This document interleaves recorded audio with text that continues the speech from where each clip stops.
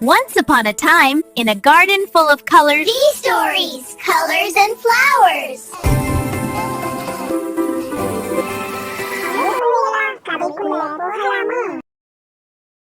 ஒரு அழகான கிராமத்தில் பழனியம்மாள் என்கிற பாட்டி வசித்து வந்தாங்க. அந்த பாட்டியிடம் இருந்தது ஒரு பழைய கைவிசிறி கூடை. ஆனால் அந்த கூடை ஒரு சாதாரண கூடை இல்லை, அது ஒரு அதிசய கூடை.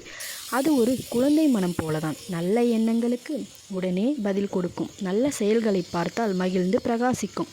கிராமத்து குழந்தைகள் ஏதேனும் உதவி செய்தால் பாட்டி அந்த கூடையை திறந்து பார்ப்பேன் என்று சொல்லுவாள். ஆனால் குழந்தைகள் யாரும் அதை ஒரு மாயக்கூடை என்று நினைத்ததே இல்லை.